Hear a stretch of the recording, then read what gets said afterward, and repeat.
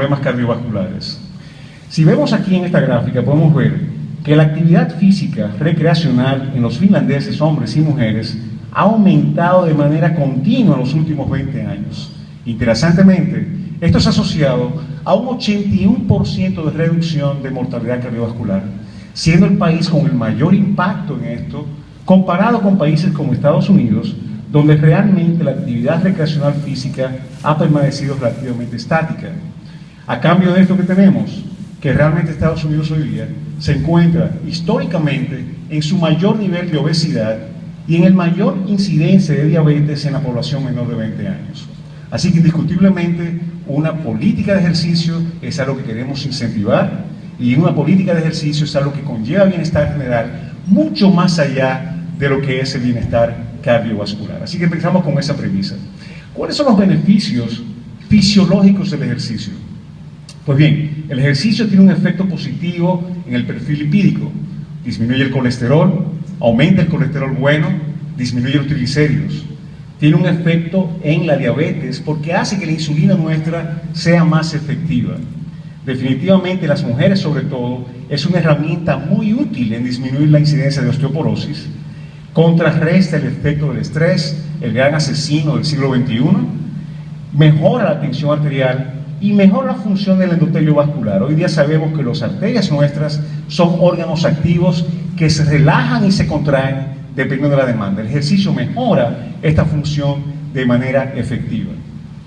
Pero todo esto ha sido demostrado en lo que es el ejercicio recreacional. ¿Pero qué es el ejercicio intenso? ¿Qué es el paciente que se involucra en una actividad ya de alto rendimiento, como triatlón, maratón, etcétera? ¿Qué tanto beneficio hay a nivel cardiovascular en ese ejercicio intenso? Y de hecho, hay poca literatura médica evaluando este aspecto. Pudimos encontrar este artículo de Chomister y colaboradores, donde ellos básicamente evaluaron el beneficio del ejercicio intenso en diferentes poblaciones.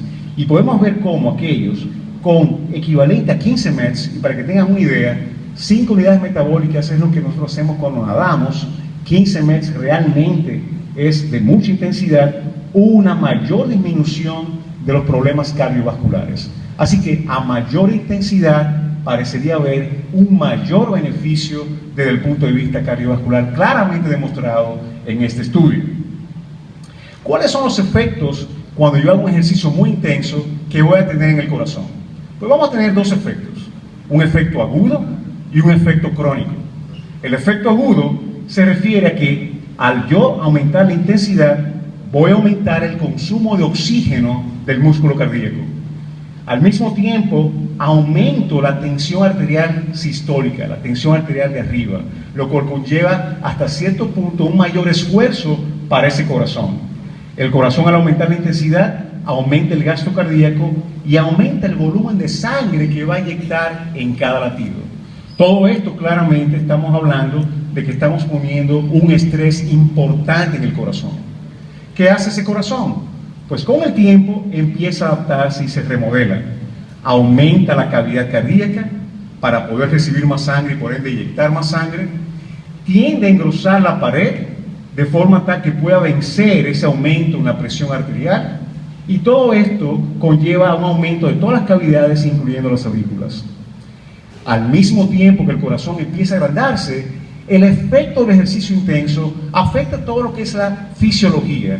Y uno de los aspectos es que el sistema nervioso también es afectado. Aumentamos el tono vagal. Yo siempre digo a mis pacientes, imagínense en el yin y el yang. El sistema nervioso tiene un sistema que estimula y un sistema que controla. Cuando hacemos ejercicio intenso, la parte de control empieza a predominar y por tanto tenemos ritmos cardíacos más lentos, tenemos bradicardia, aunque a veces esto puede ser tan marcado que el paciente tiene ya ritmos tan lentos que pueden ser dañinos y en ocasiones podemos tener bloqueos cardíacos eléctricos transitorios. Al mismo tiempo, si esto llega a un punto muy alto, podemos tener aumento de arritmias, latidos fuera de su sitio, lo que llaman extrasístoles. El paciente nos dice, siento que el corazón se me acelera de manera espontánea o siento latidos que van fuera de su sitio. Y todo esto tiene que ver con esa bradicardia importante, secundaria al aumento del tono vagal con el ejercicio intenso. En la gran mayoría de estos pacientes, esto es algo benigno y es algo que realmente no tiene mayores secuelas desde el punto de vista clínico. Estos son algunos de los efectos en el tamaño de la cavidad cardíaca y en el grosor del músculo cardíaco. Dependiendo de la actividad, mayor va a ser el efecto o en el diámetro o en el grosor. Vamos a ver que actividades dinámicas, como correr, por ejemplo, tienden a aumentar mayor la cavidad. Actividades como ciclismo tienden a tener un efecto casi paralelo del grosor porque tienen que ver con resistencia y también dinámicos. Así que esos son efectos de atletas de alto rendimiento en lo que es la remodelación que llamamos del corazón. La mayoría de estos cambios son rápidamente reversibles con breves periodos de condicionamiento físico. Es decir, si llegamos a un punto tal donde el paciente tiene una bradicardia o bloqueos transitorios que puedan llevar a síntomas, con descondicionamiento físico, es decir, parando a hacer ejercicio, esto rápidamente se revierte. Y aquí podemos ver en esta gráfica pacientes con muchos latidos ectópicos, muchas arritmias, como con un periodo de apenas 3 meses, esto disminuye en más de un 80%. Esto es lo que muchas veces vemos en el electro, podemos ver un ritmo normal, vemos básicamente una taquicardia, y esto es lo que consideramos como taquicardias no sostenidas, secundarias a la remodelación que ocurre en el sistema cardiovascular. En un corazón normal, entonces, podemos decir que el condicionamiento físico produce cambios adaptativos relacionados a una remodelación del sistema cardiovascular con una respuesta a la demanda. Es una respuesta fisiológica normal a una demanda que yo le he impuesto en mi sistema y él pueda responder mejor. Los cambios son reversibles una vez descontinuado el estímulo. Ahora bien, este estímulo tan intenso que conlleva que el corazón modifique su estructura en términos de volumen, de diámetro, obviamente, si existe una condición preexistente, esa respuesta puede no ser normal e incluso llevar a problemas muy serios como la muerte súbita del paciente. Y esto es lo que vamos a tocar. No vamos a hablar hoy día de otros efectos, no vamos a hablar del sistema musculoesquelético, vamos a hablar específicamente del corazón. Y la complicación más temida que todo atleta tiene cuando piensa en un ejercicio intenso, que es la muerte súbita. La muerte súbita se define como una muerte natural de origen cardíaco manifestada por la pérdida abrupta de la conciencia dentro de la primera hora de aparición aguda de síntomas en un individuo con o sin enfermedad cardíaca preexistente, pero cuyo tiempo y modo de muerte es inesperado.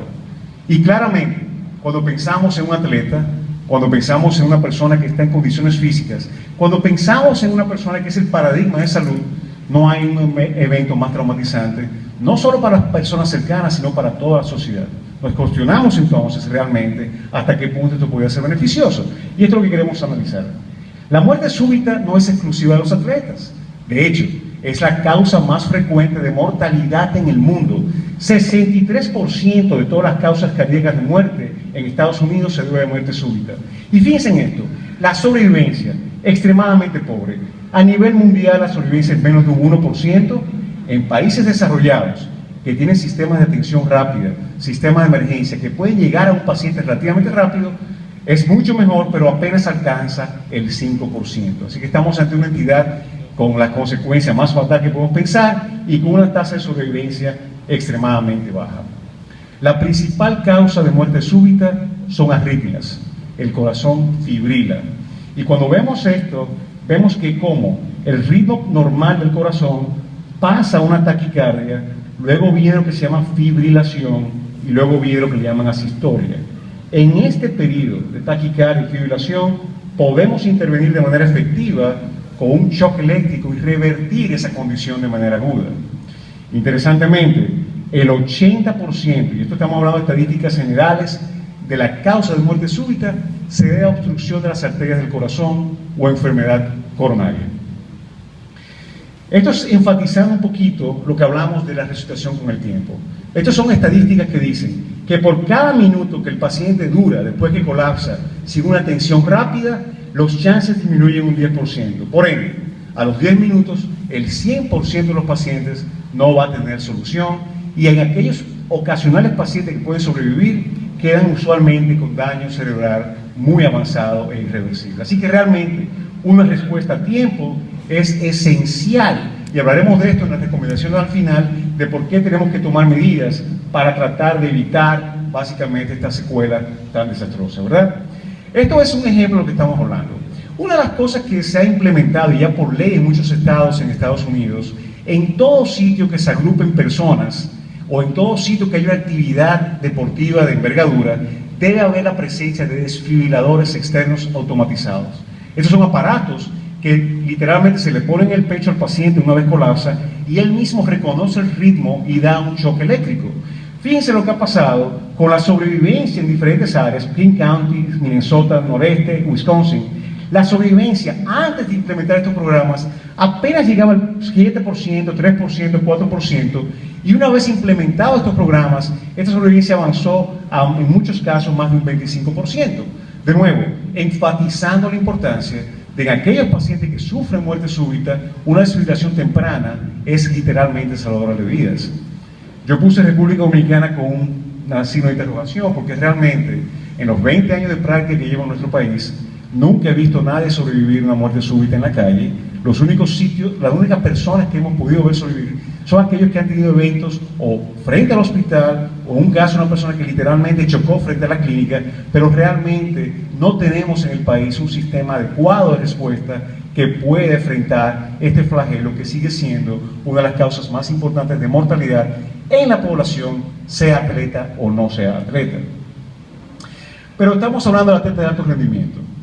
Independientemente de esa remodelación cardíaca, independientemente de ese estrés a que estamos sometiendo al sistema cardiovascular, existen factores que predisponen a la presencia de arritmias. Y en particular, la deshidratación es un factor importante, desbalance de electrolitos, sodio, potasio que puede bajar luego de una actividad muy extrema, todo esto predispone a arritmias, aumentos de temperatura extremos, todas esas son condiciones generales para toda la población. Pero lo más importante es lo que llamamos enfermedad subclínica. Subclínica, refiriendo al término de una condición que el paciente no sabe que tiene, que no ha sido detectada y que lamentablemente su manifestación usualmente es un evento catastrófico.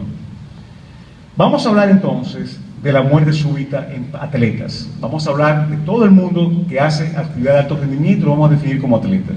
Y vamos a clasificar esto en dos grupos: pacientes jóvenes y pacientes adultos, o no tan jóvenes, ¿verdad? Vamos a hablar de la frontera de 35 años. ¿Y por qué tomamos esto? Pues este es un metaanálisis muy interesante realizado por Mario y colaboradores. Y fíjense cómo esto es una población de cientos de miles de personas a través de los años que han fallecido realizando una actividad intensa deportiva.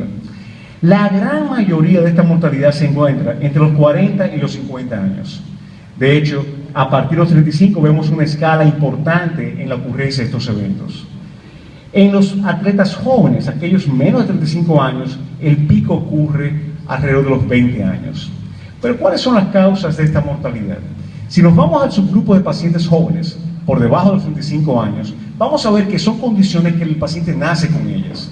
En particular, la cardiomiopatía hipertrófica obstructiva es la más frecuente con un 26%, seguida de una condición que se conoce como origen anómalas coronarias. Yo voy a hablar un poquito más en detalle de esto, y luego hay una serie de otras condiciones, todas condiciones que pueden ser diagnosticadas previo al paciente involucrarse en una actividad física de alta intensidad. Podemos decir que la causa número 1 en pacientes jóvenes es la cardiomiopatía hipertrófica en base a las series de autopsias publicadas hasta la fecha en la literatura médica, seguido por la variante anómalas coronarias, y luego el 15% restante, el 85% va a estar en todos los grupos, va a estar involucrada en 17 patologías, algunas de ellas que no pueden ser diagnosticadas lamentablemente post-mortem. En los pacientes por encima de 35 años, más del 80% es por enfermedad coronaria no diagnosticada. Obstrucción de las arterias coronarias en un corazón que lo estoy sometiendo a un estrés muy grande y a un condicionamiento y remodelación que va a demandar más flujo sanguíneo y yo no puedo ofrecerle por tener obstrucción en las coronarias. La segunda, muy distante, menos de un 10%, es que la aorta, la arteria bien grande de nuestro organismo, pueda romperse o disecarse, y luego causas no cardíacas sería el tercer lugar de pacientes practicando deporte que tienen muerte súbita. Vamos a hablar específicamente de algunas de estas entidades. Cardiomiopatía hipertrófica, de hecho, muy publicada porque muchas de las grandes noticias que hemos tenido de deportistas que han fallecido jugando básquetbol, jugando fútbol norteamericano, jugando balompié, es por esta condición. ¿Qué ocurre aquí? Aquí el corazón crece, pero de una manera anormal. Tiene un crecimiento exagerado de las paredes y por ende va a disminuir la cavidad. Recordemos que lo que es una adaptación fisiológica conlleva que el corazón aumente su volumen para recibir más sangre. En este caso es lo contrario. Vamos a tener una cavidad mucho más pequeña con un músculo mucho más grueso. Este músculo es tan grueso que literalmente obstruye la salida de sangre. Entonces, en un momento de esfuerzo, donde más yo necesito que esa sangre salga, tengo una obstrucción que le llamamos dinámica, y esto conlleva a que puedan haber arritmias. Estos pacientes son mucho más propensos a arritmias malignas y por tanto a muerte súbita. Esto es una resonancia realizada por el doctor Lomba aquí presente en un paciente nuestro precisamente, donde podemos ver el engrosamiento del septum, o sea, la pared que divide el corazón. Y lo que quiero que pongan atención aquí es esta válvula aquí. Esto está obstruyendo literalmente la salida de sangre. Imagínense entonces este corazón sometido a un esfuerzo intenso. Claramente las consecuencias van a ser las que ya conocemos. Muerte súbita es una complicación y el diagnóstico de cardiopatía hipertrófica debe excluir a un paciente de actividades intensas de ejercicio. La otra condición, la segunda más frecuente en pacientes jóvenes, es el origen anómalo de las coronarias. El diseño normal de las coronarias requiere que ellas salgan el lado izquierdo del lado izquierdo y el lado derecho del lado derecho. En estos pacientes, el lado derecho sale de la parte izquierda del corazón. ¿Y qué ocurre? Esta arteria cursa entre dos arterias grandes que son la aorta y la pulmonar. Cuando el paciente hace un esfuerzo, hay más flujo de sangre en estas dos arterias y comprimen literalmente esa arteria produciendo isquemia o falta de irrigación del músculo cardíaco. Esto básicamente conlleva entonces a la posibilidad de arritmias y muerte súbita.